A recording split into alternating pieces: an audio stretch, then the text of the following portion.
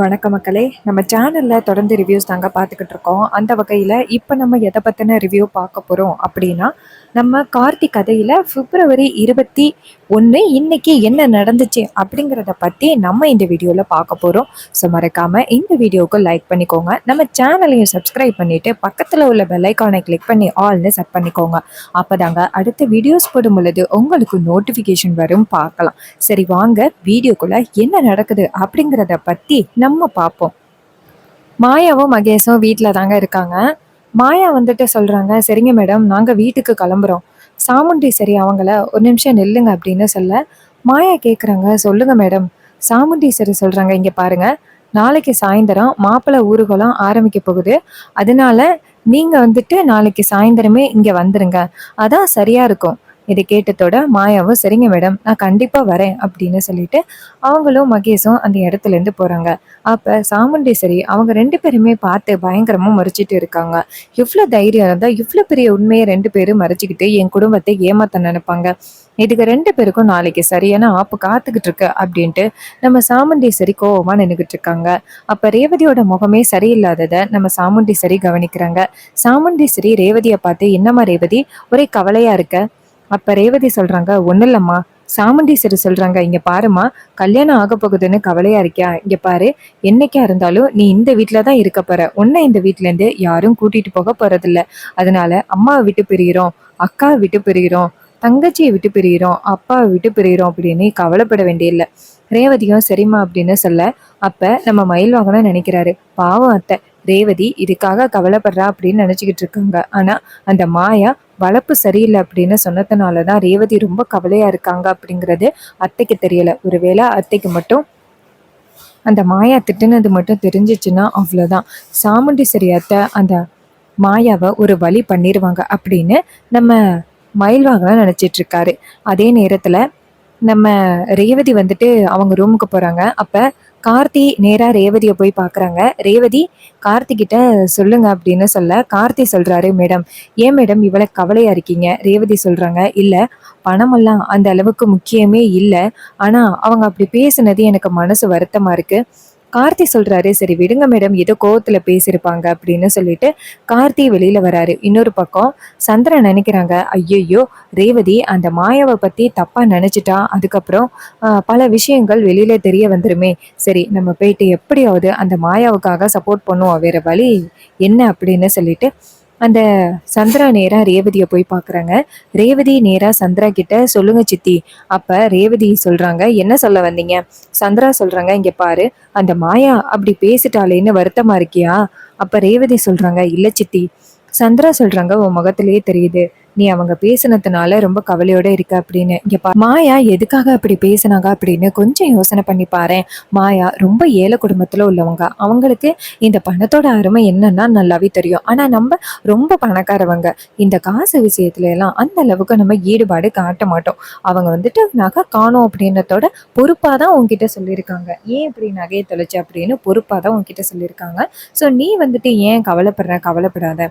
இது கேட்டதோட ரேவதி சொல்றாங்க, சரி சித்தி, நானும் குழப்பத்துல இருந்தேன், இப்பதான் எனக்கு புரியுது. அவங்க வந்துட்டு அதிகமா பணப்பழக்கம் இல்லாததுனால ரொம்ப வந்துட்டு கவலைப்பட்டிருக்காங்க.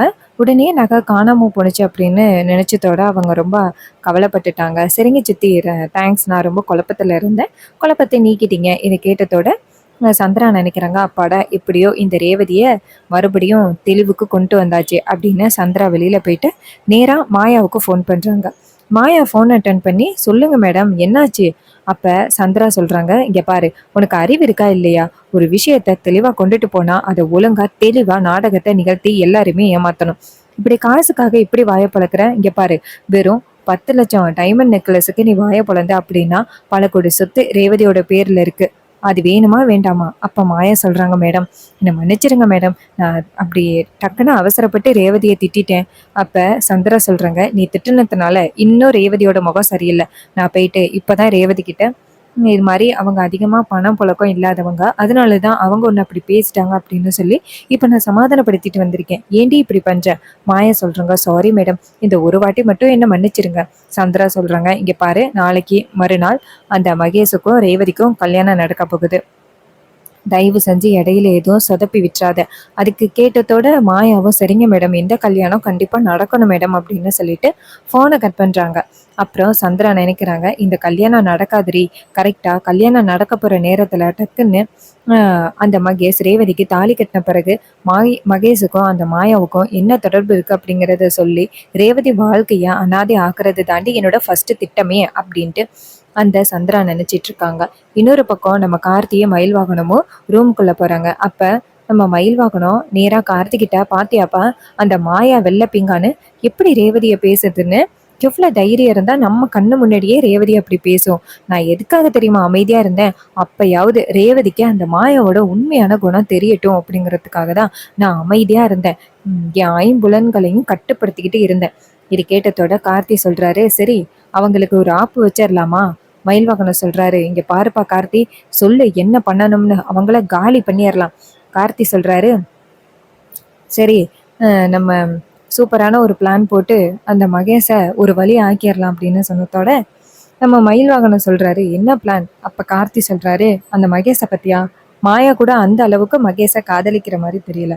ஆனா மகேஷ் அந்த மாயா பொண்ணு மேல ரொம்ப உயிரா இருக்கான். அதுதான் நமக்கு கிடைச்ச ஒரு ப்ளஸ் பாயிண்ட். அந்த மகேஷை மட்டும் நம்ம மிரட்டணும். கண்டிப்பா அந்த மகேஷ் போயிட்டு ரேவதி கிட்ட உண்மையை சொல்றதுக்கு நிறையவே சான்சஸ் இருக்கு.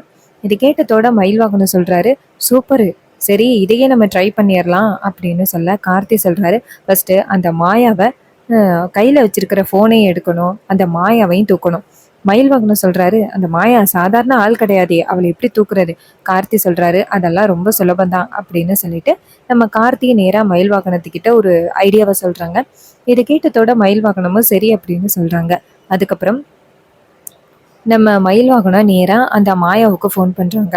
அதுக்கு முன்னாடியே மாயா வீட்டுக்கு போனதோட மகேஷ் கேக்குறாரு, ஏன் மாயா இப்படி பேசுன, கொஞ்சம் பொறுமையா பேச மாட்டியா? அந்த ரேவதியோட முகமே சரியில்லை. அவ என்ன சொன்னா தெரியுமா?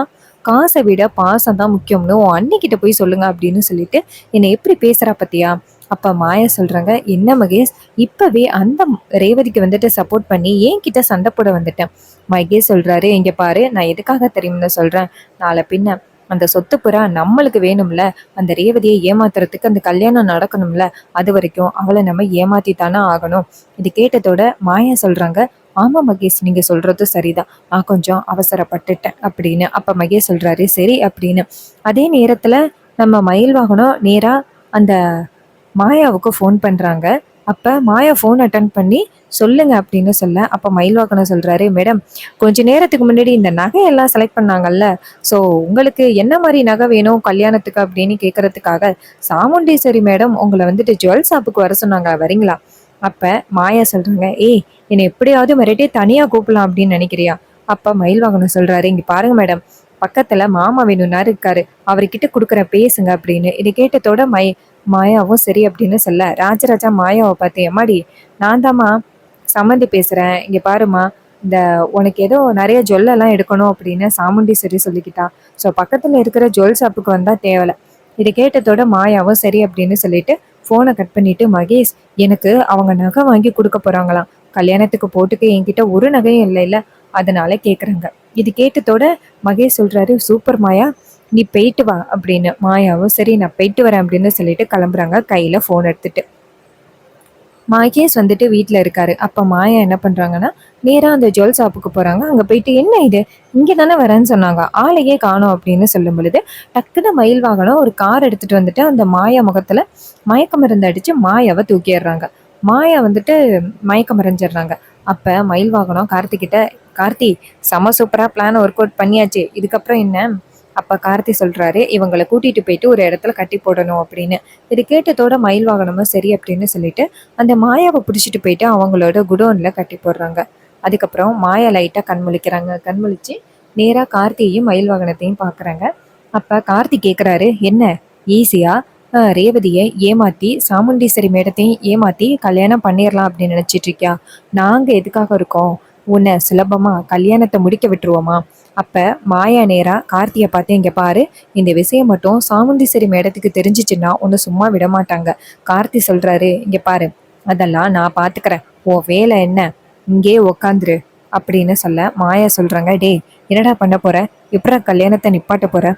கார்த்தி சொல்றாரு, அதெல்லாம் உன்கிட்ட சொல்லணும்னு அவசியமே இல்லை அப்படின்ட்டு மயில் வாகனத்தை கூட்டிட்டு வெளியில வராங்க. இந்த பாத்தத்தோட மாயா ரொம்ப அதிர்ச்சி ஆகுறாங்க.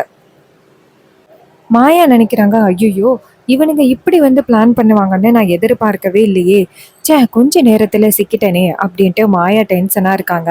அப்ப மாயா போனை தேடுறாங்க. மயில் வாகனம் கேக்குறாரு, என்னம்மா இதைத்தானே தேடுற அப்படின்னு சொல்லிட்டு போனை பிடிங்கிட்டு டக்குன்னு மாயாவோட வாயில துணியை வச்சு கட்டுறாங்க. இதை பார்த்ததோட நம்ம மாயா ரொம்ப அதிர்ச்சி ஆகுறாங்க, அட பாவியலா அப்படின்ட்டு. அப்ப கார்த்தி நேரா மயில் வாகனத்துக்கிட்ட சரி வாங்க போகலாம் அப்படின்னு சொல்லிட்டு 2 ரவுடிங்களை மாயாவா பாத்துக்க சொல்லிட்டு நம்ம கார்த்தியை மயில் வாகனம் அந்த இடத்துல இருந்து கிளம்பி போறாங்க. நேரா கார்ல போயிட்டு இருக்கும் பொழுது மயில் வாகனம் கேக்குறாரு, ஏப்பா கார்த்தி அடுத்து என்னப்பா பிளானு? அப்ப கார்த்தி சொல்றாரு, அந்த மகேஷ் மாப்பிள்ள இருக்காருல்ல அவருக்கு ஃபோன் பண்ணுங்க. அப்ப மயில் வாகனம் சொல்றாரு, ஃபோன் பண்ணி என்னப்பா பண்றது? கார்த்தி சொல்றாரு, அந்த மகேஷ் எந்த அளவுக்கு மாயாவை காதலிக்கிறான் அப்படிங்கிறது நல்லாவே தெரியும் நமக்கு. ஏன் நீங்க ரோகிணிய காதலிக்கிறத விட அதிகமாவே இவரு காதலிக்கிறாரு. ஸோ நம்ம என்ன பண்ண போறோம்னா அந்த மகேஷ் கிட்ட ஃபோன் பண்ணி நீ மட்டும் உண்மையை ரேவதி கிட்ட சொல்லல அப்படின்னா நாங்க மாயாவை காலி பண்ணிடுவோம் அப்படின்னு சொல்லு. அவன் கண்டிப்பா பயந்து போய் ரேவதி கிட்ட போயிட்டு உண்மையை சொல்றதுக்கு நிறையவே வாய்ப்பு இருக்கு. இது கேட்டதோட ரொம்ப சந்தோஷப்படுறாங்க நம்ம மயில் வாங்கணும். இங்க பாருங்க மாப்பிள்ள, உங்களோட மாசான பிளானு தான். நான் இப்பவே நான் நான் மகேஷுக்கு ஃபோன் பண்றேன் அப்படின்ட்டு நேரா மகேஷுக்கு ஃபோன் பண்றாங்க. மகேஷ் ஃபோன் அட்டன் பண்ணி யாரு பேசுறது அப்படின்னு கேட்க மயில் வாகனம் சொல்றாரு, ஏய் யாரு பேசுறது அப்படின்னு தேவை கிடையாது, யாரோட போன்ல இருந்து பேசுறதுதான். அப்ப மகேஷ் சொல்றாரு, இது மாயாவோட போன்ல, மாயாவோட போன் உங்க கைக்கு எப்படி வந்துச்சு? அப்ப மயில் வாகனம் சொல்றாரு, இங்க பாரு மாயாவோட போன் மட்டும் இல்ல, இப்ப மாயாவும் என் கையில தான் இருக்கா. இதை கேட்டதோட மகேஷ் அதிர்ச்சி ஆகுறாரு. என்ன மாயாவை நீங்க பிடிச்சு வச்சிருக்கீங்களா? எதுக்காக மாயாவை நீங்க பிடிச்சு வச்சிருக்கீங்க? மயில் வாகனம் சொல்றாரு, இங்க பாரு அவ உயிரோட வேணும் அப்படின்னா நீ ஒரு விஷயத்த செய்யணும். அப்ப மகேஷ் கேக்குறாரு, இங்க பாருங்க என்கிட்ட பணம் நகையெல்லாம் ஒண்ணுமே இல்லைங்க, தயவு செஞ்சு மாயாவை விட்டுருங்க, அவ எனக்கு உயிருங்க. அப்ப மயில் வாகனம் சொல்றாரு, அப்ப சரி, அப்ப நான் சொல்ற விஷயத்த நீ போயிட்டு ரேவதி கிட்ட சொல்லணும். மகேஷ் கேக்குறாரு, என்ன சொல்லணும்னு சொல்லு, நான் உடனே சொல்றேன். அப்ப மயில் வாகனம் சொல்றாரு, இங்க பாரு ரேவதி கிட்ட போயிட்டு உனக்கும் மாயாவுக்கும் என்ன தொடர்பு இருக்கு அப்படிங்கிறத ரேவதி கிட்ட சொல்லணும். அப்ப மகேஷ் கேக்குறாரு, ஏய் நீ அந்த டிரைவரோட அடியாள் தானே பேசுற? மயிலாங்கன்னு சொல்றாரு, சூப்பர் கரெக்டா கண்டுபிடிச்சிட்டியே மாப்பிள்ள, நான் தான் அந்த வீட்டோட மூத்த பாப்புல ரோகிணியோட புருஷன் பேசுறேன். இது கேட்டதோட அவரு, ஏய் நீ அப்ப பிளான் பண்ணி பண்றீங்களா? அப்ப மயில் வாகனம் சொல்றாரு, இங்க பாருங்க நீங்க டிலே பண்ற ஒவ்வொரு நேரமும் மாயாவோட உயிர் ரொம்ப ஆபத்துல இருக்கு. 2 ரவுடிங்க வேற பக்கத்துல இருக்காங்க, அப்புறம் எனக்கு தெரியாது. இது கேட்டதோட ரொம்ப அதிர்ச்சி ஆகுறாங்க அந்த மகேஷ். மகேஷ் நேரா மயில் வாகனத்துக்கிட்ட, இங்க பாரு மாயாவுக்கு எதுவும் ஆகக்கூடாது, மாயாவை எனக்கு ரொம்ப பிடிக்கும், மாயாவுக்கு ஏதாவது ஆபத்துன்னா என்னால தாங்கிக்க முடியாது, அவளை விட்டா எனக்கு வேற யாருமே கிடையாது, தயவு செஞ்சு அவளை எதுவும் பண்ணிடாதீங்க, உங்களுக்கு என்ன ரேவதி கிட்ட போயிட்டு உண்மையை சொல்லணும் அவ்வளவுதானே, நான் இப்பவே போயிட்டு உண்மையை சொல்றேன், தயவு செஞ்சு மாயாவை என் உயிரை எதுவும் பண்ணிடாதீங்க. அப்ப மயில் வாகனம் சொல்றாரு, அந்த அளவுக்கு நீ மாயா மேல லவ்வோட இருக்க, அப்புறம் எதுக்குடா உனக்கு ரேவதி? அப்ப மகேஷ் சொல்றாரு, அந்த மாயா சொன்னதுனாலதான் நான் ரேவதியை கல்யாணம் பண்ணிக்கிறதுக்கே சரின்னு சொன்னேன், மத்தபடி எனக்கு இந்த திட்டத்துல கொஞ்சம் கூட விருப்பமே கிடையாது, எனக்கு மாயாவை கல்யாணம் பண்ணிட்டு சந்தோஷமா இருக்கணும் அப்படின்னு தான் ஆசை. இந்த பணத்துல எல்லாம் ஆசைப்படுறது நான் கிடையாது, அந்த மாயா தான் பணத்துக்கு ரொம்ப ஆசைப்பட்டா, அவளோட ஆசைக்காக மட்டும்தான் நான் ரேவதியை கல்யாணம் பண்ணிக்கிறேன்னு ஒத்துக்கிட்டேன். இங்க பாருங்க ரேவதியை கல்யாணம் பண்ண பிறகும் மாயா அப்படி சொன்னதுனால தான் நான் இத்தனை நாளே இப்படி பண்ணேன், எனக்கு மற்றபடி ரேவதியை கல்யாணம் பண்ணிக்கணும்னு விருப்பம் இல்லை. கல்யாணம் பண்ணத்தோட ரேவதியை விவாகரத்து பண்ணிட்டு அவளோட சொத்து எல்லாத்தையுமே என் பேருக்கு எழுதிக்கிட்டு நானும் மாயாவும் இந்த ஊரை விட்டு போறது தான் என்னோட பிளான். இது கேட்டதோட மயில் வாகனம் ரொம்ப அதிர்ச்சி ஆகுறாரு. அட பாவி, இவ்வளோ பெரிய பிளான் போட்டு எங்க குடும்பத்தை ஏமாத்தலான்னு பாக்குறியா? இங்க பாரு நீ மட்டும் இப்ப போயிட்டு ரேவதி கிட்ட உண்மையை சொல்லல, அப்புறம் மாயாவை உயிரோடவே பார்க்க முடியாது. இதை கேட்டதோட மகேஷ் சொல்றாரு, நான் உடனே போயிட்டு உண்மையை சொல்றேன் அப்படின்னு சொல்லிட்டு மகேஷ் என்ன பண்றாருன்னா நேரா ரேவதியை பாக்குறதுக்கு ஓடுறாரு. இன்னொரு பக்கம் மயில் வாகனம் நேரா கார்த்திகிட்ட, பாத்தியாப்பா எவ்வளவு பெரிய பிளான் பண்ணியிருக்காங்க, ரேவதியை கல்யாணம் பண்ணிட்டு ரேவதியை விவாகரத்து பண்ணி எல்லா சொத்தையும் அவங்க பேருக்கு எழுதிட்டு ஊரை விட்டு ஓடுறது தான் அவங்களோட பிளானா, இவங்களையெல்லாம் சும்மா விடக்கூடாது. அப்ப கார்த்தி சொல்றாரு, ஆமா இவங்களை சும்மா விடக்கூடாது, இன்னும் கொஞ்ச நேரத்துல அவங்க உண்மையை சொல்லட்டும், சரி வாங்க வீட்டுக்கு போகலாம் அப்படின்ட்டு போயிட்டு நிக்கிறாங்க. மயில் வாகனம் அங்கேருந்து வராரு, நம்ம கார்த்தியும் வராரு. அப்ப மகேஷ் அங்கேருந்து ஓடி வராரு, வீட்டுல எல்லாரும் இருக்காங்க. மகேஷ் அங்கேருந்து ஓடி போய் ரேவதியோட காலை பிடிச்சி, ரேவதி என்னை தயவு செஞ்சு மன்னிச்சிரு ரேவதி, நீ தான் வந்துட்டு மாயாவை காப்பாற்றணும். ரேவதி கேட்குறாங்க, ஏன் மகேஷ் என்னாச்சு? மகேஷ் சொல்றாரு, இங்க பாரு ரேவதி அப்படின்னு சொல்லிட்டு நேரா கார்த்தியையும் மயில் வாகனத்தையும் பார்க்க, அப்ப மயில் வாகனம் கழுத்துல கையை வச்சு காமிக்கிறாரு. இதை பார்த்ததோட மகேஷ் அதிர்ச்சியாகி ரேவதியை பார்த்து, இங்க பாரு நீ தான் எப்படியாவது மாயாவை காப்பாற்றணும் அப்படின்னு. ரேவதி கேட்குறாங்க, மாயா அக்காவுக்கு என்னாச்சு? அப்ப மகேஷ் சொல்றாரு, இது மாதிரி நான் வந்துட்டு உன்னை ரொம்ப ஏமாத்திட்டேன். நானும் மாயாவும் வந்துட்டு ரொம்ப நல்லா லவ் பண்ணிக்கிட்டு இருக்கோம். எங்களுக்கு இடைஞ்சலா இருந்த மாயாவோட புருஷனை நான் தான் கொன்னேன். நாங்க 2 பேருமே வந்துட்டு ஹாப்பியா இருக்கணும் அப்படிங்கிறதுக்காக தான் இப்படி பண்ணோம். மாயாவை எனக்கு ரொம்ப பிடிக்கும். நாங்க 2 பேருமே சந்தோஷமா வாழலாம் அப்படின்னு தான் சொன்னோம். அப்பதான் இந்த ரேவதி, ராமசாமி அவங்க அம்மா உங்க அம்மா வந்துட்டு பேசினதுனால தான் அவர் இறந்துட்டாரு அப்படின்னு சொல்லிக்கிட்டாங்க. அதை பயன்படுத்தி மாயாவை வந்துட்டு எனக்கு ரொம்ப பிடிக்கும். மாயா வந்துட்டு சொத்து மேலே ஆசைப்பட்டதுனால தான் இவ்வளோ பெரிய பிரச்சனையும், இல்லைன்னா இவ்வளோ பெரிய பிரச்சனை வரதுக்கு வாய்ப்பே இல்லை.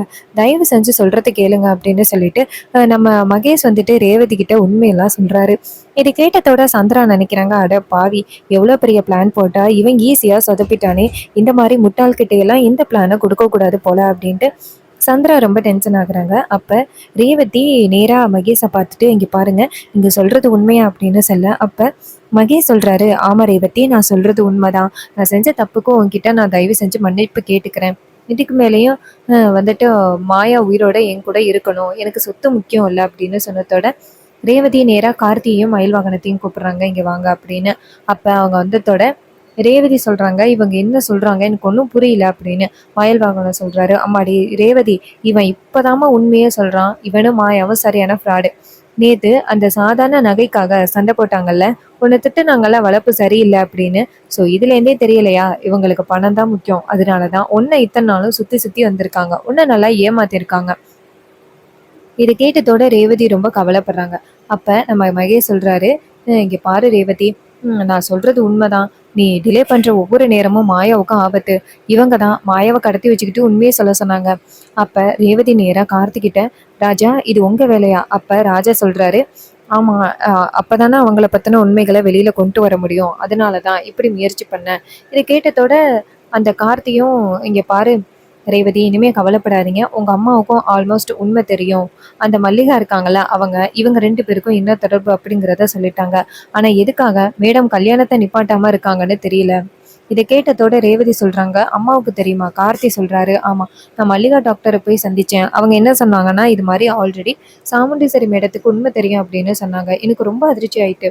உண்மை தெரிஞ்சும் எதுக்காக இந்த கல்யாணத்தை நிப்பாட்டாம இருக்காங்க அப்படின்னு எனக்கு ரொம்ப கவலையாயிட்டு. இப்பதான் புரியுது அவங்களோட திட்டம் என்ன அப்படின்னு. உங்க பாட்டி வந்துட்டு ஒருவேளை அந்த பேரனை கல்யாணம் பண்ணி வச்சிருவாங்க அப்படிங்கிற பயத்துலதான் உங்களை வந்துட்டு மகேஷ்க்கு கட்டி கொடுக்கறதுக்கு உங்க அம்மா சம்மதம் சொல்லிட்டாங்க போல. இது கேட்டதோட நம்ம ரேவதி ரொம்ப அதிர்ச்சி ஆகுறாங்க. இந்த மாதிரி ஒரு ஃப்ராடு பயலுக்கு எப்படி எங்க அம்மா என்ன கல்யாணம் பண்ணி கொடுக்க முடியும்? நான் இந்த கல்யாணத்தை நிறுத்துறேன் அப்படின்னு ரேவதி சொல்றாங்க. ரொம்பவே சூப்பரா அப்கமிங் எபிசோட கொண்டு போறாங்க. இதே மாதிரி இனிமே அப்டேட்ஸ் நம்ம சேனல்ல நீங்க தொடர்ந்து பார்க்கணும் அப்படின்னா மறக்காம நம்ம சேனலை சப்ஸ்கிரைப் பண்ணிக்கோங்க. பக்கத்தில் உள்ள பெல்லைக்கானையும் கிளிக் பண்ணி ஆல்னு செட் பண்ணிக்கோங்க. அப்போதாங்க அடுத்த வீடியோஸ் போடும் பொழுது உங்களுக்கு நோட்டிஃபிகேஷன் வரும், பார்க்கலாம். தேங்க்யூ ஃபார் வாட்சிங்.